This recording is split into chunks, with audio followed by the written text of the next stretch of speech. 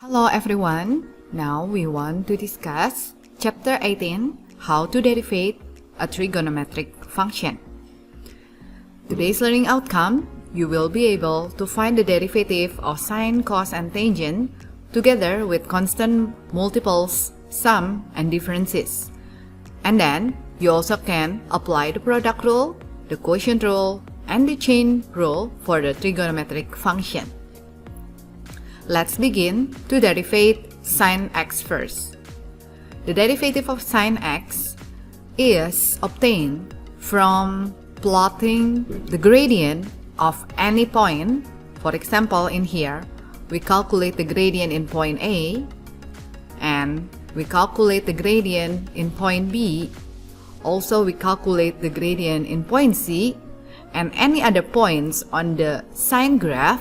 With the help of graphing software, we may plot it all and obtain the value of cos x.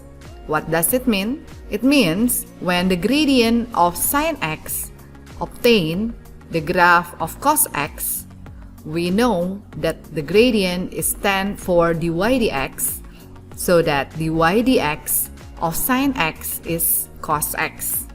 In here, we already have the derivative. Now, the same way, when you use the graphing software and you calculate the derivative of cos x, we will have the graph of minus sine x. So, we know that when you derivate cos, we will have the minus sine x.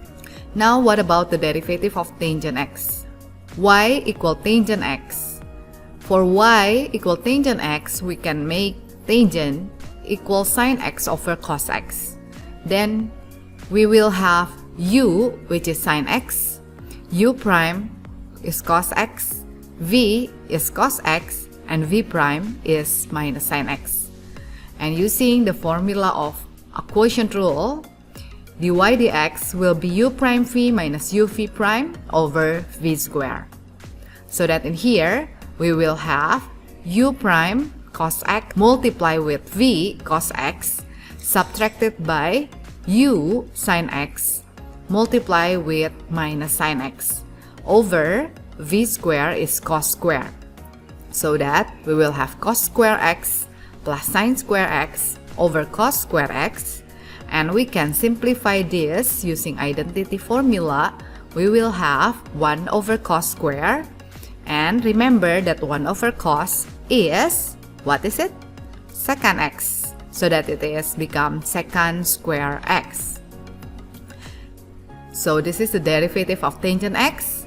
When you derivate tangent x, we will have secant square x. Now what about differentiate the following with respect to x? First, we will differentiate x plus 2 cos x. And the second one, we will differentiate 2 plus 3 sin x. So for the first one, let's differentiate it one by one since it is a sum. X differentiated become 1, and 2 cos x, since 2 is just following cos, you can just differentiate cos become minus sin x, and it is multiplied by 2 become minus 2 sin x. What about 2 plus 3 sin x with similar process? We will have 2 become 0, and then 3 sin x become 3 cos x, so that the differentiation of 2 plus 3 sin x is 3 cos x. Now let's see how to differentiate x squared multiplied with sin x and cos x divided by x.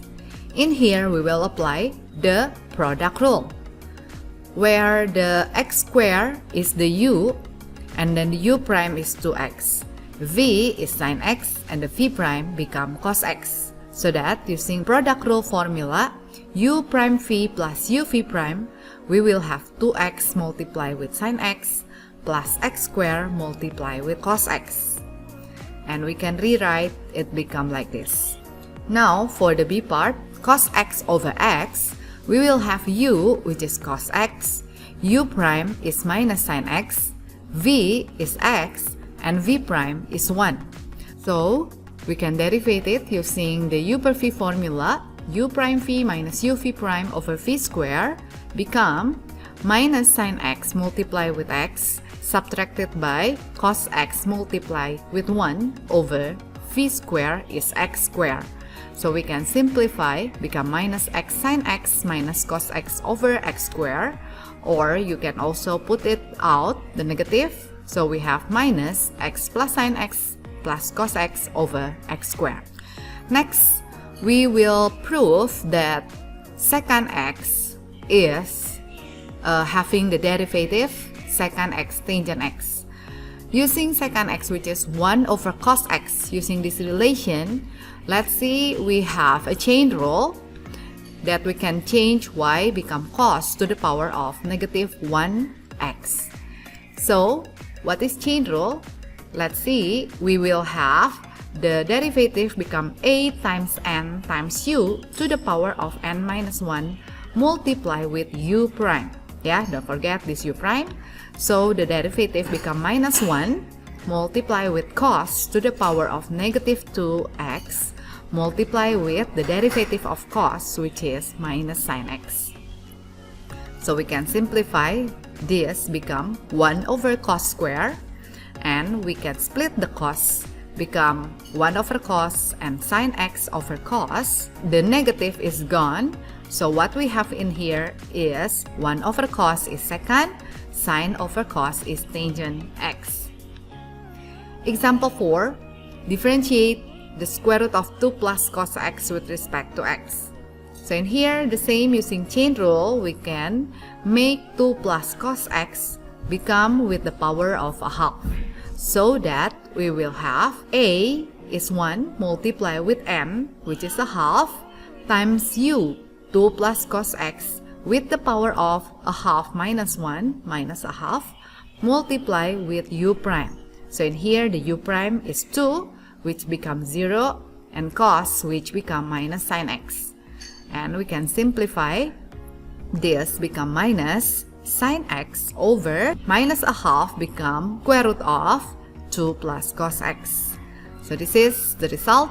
And for today's meeting, the summary is the main formula. We have the derivative of sine, which is cos, the derivative of cos, which become minus sine, and the derivative of tangent x, which become secant square x. Hopefully you can follow this lesson well, and we will have another example at the next meeting. See you soon. God bless you all. Bye bye.